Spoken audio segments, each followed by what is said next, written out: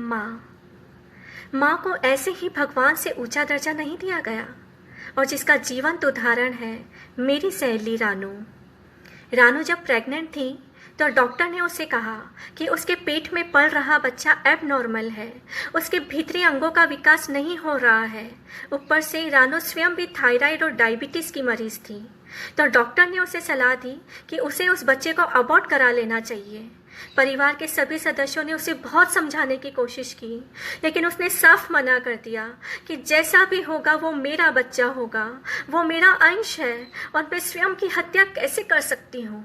और एक बार फिर से माँ की जीत हो जाती है और कुछ ही महीनों बाद रानू एक प्यारी सी बिटिया को जन्म देती है और उसका नाम गुन्नू रखा। उसके भीतरी अंग केवल 30% ही काम करते थे।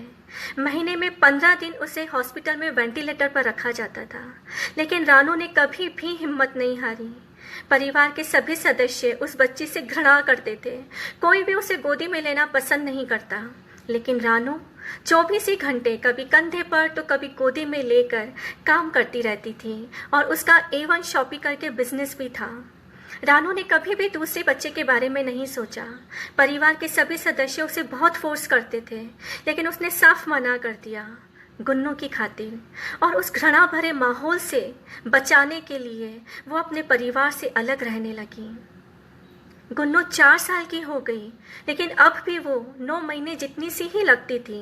ना तो उसका शारीरिक विकास हो रहा था, ना मानसिक विकास हो रहा था, ना तो वो बोल पाती थी और ना ही चल पाती थी। अचानक एक दिन गुन्नू की तबीयत बेहद ज़्यादा खराब हो जाती है और रानू उसे हॉस्पिटल लेकर जाती है।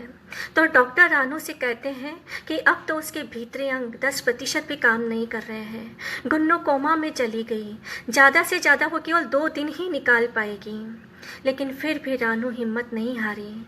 वो पूरे दिन भर उसे सहलाती रहती थी, कभी उसे लोरी सुनाती तो कोमा में होते हुए भी कभी उसे गीता के किस्से सुनाती, कभी अर्जुन श्री कृष्ण की कहानियाँ सुनाती। 2 महीने बीत गए, लेकिन रानू की आस नहीं हारी, उसकी हिम्मत नहीं हारी, उसे अभी भी आस थी। और एक दिन रानू गुन्नू को सहला रही थी। अचानक गुन्नू के पैरों में हलचल होती है और धीरे धीरे वो अपनी आंखें खोलती है और आंखें खोल के सबसे पहले वो बोलती है, माँ। मैं उस लम्हे को बयान नहीं कर सकती कि उस समय रानू कितना अच्छा महसूस कर रही होगी कि एक माँ शब्द सुनने के लिए रानू को 4 साल का इंतजार करना पड़ा। सारे डॉक्टर अचंभित हो गए कि ये कैसे संभव हुआ, और सारे डॉक्टर्स भी उस माँ के सामने घुटने टेक कर नमन करते हैं, उस रानू को नमन करते हैं। और फिर उसके परिवार वाले भव्य स्वागत के साथ गुन्नू और रानू को घर लेकर जाते हैं। गुन्नू अब 8 साल की हो गई। अब वो चल भी लेती है और थोड़ा थोड़ा बोलती भी है, और उसका माइंड नॉर्मल बच्चों से भी ज़्यादा शार्प है। आप लोगों ने कभी नोटिस किया कि दिव्यांग बच्चे नॉर्मल बच्चों से भी ज़्यादा खुश और मुस्कुराते क्यों हैं? क्योंकि उनके पास उनकी माँ का साथ और प्यार डबल होता है।